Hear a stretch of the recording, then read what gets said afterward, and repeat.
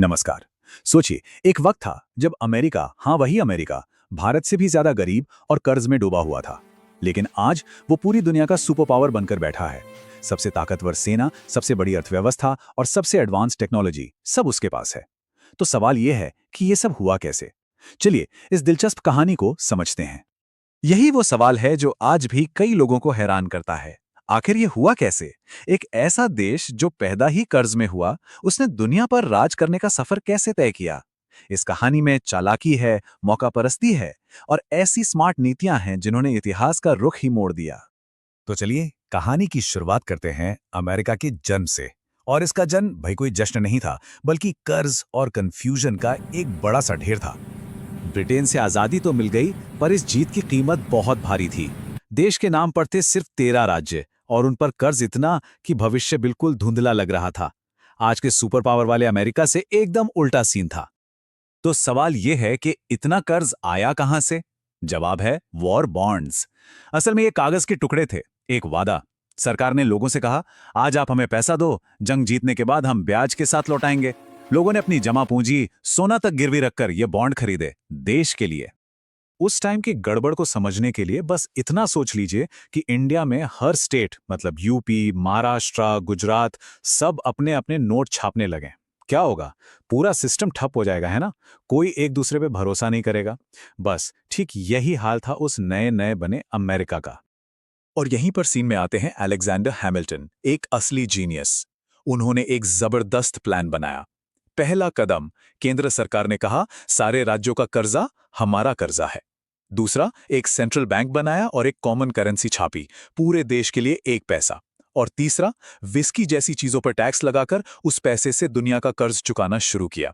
बस इसी एक मूव ने अमेरिका की इज्जत बना दी।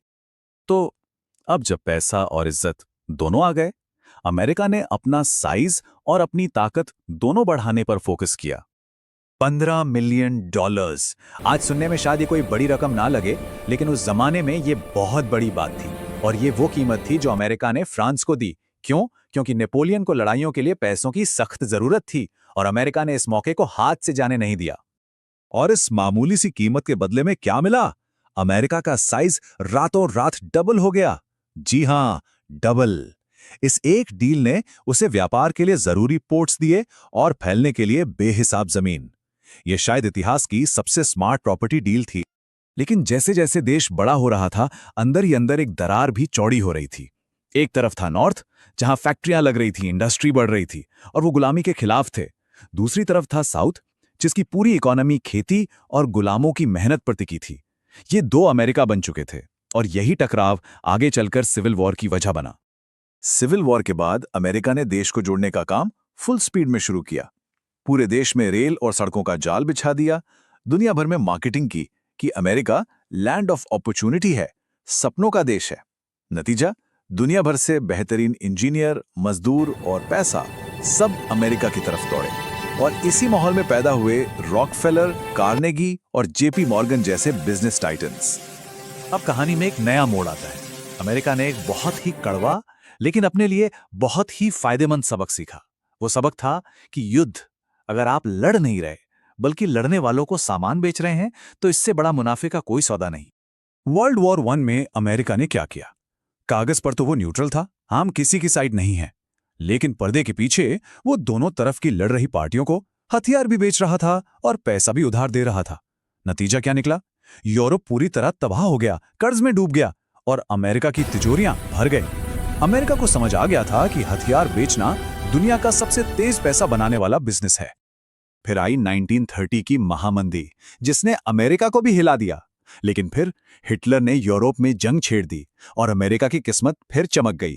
उसकी हथियार फैक्ट्रियां दोबारा 24 घंटे चलने लगी और इस बार तो उसने जंग खत्म होते होते जापान पर एटम बम गिराकर दुनिया को अपनी असली ताकत भी दिखा दी। और जंग के बाद एक और शातिर चाल चली। जर्मनी के सारे टॉप साइंटिस्ट्स और उनकी टेक्नोलॉजी को उठाकर अपने देश ले आया। मतलब हर तरफ से जीत। और इसके पीछे की सोच बहुत ठंडी और कैलकुलेटेड थी।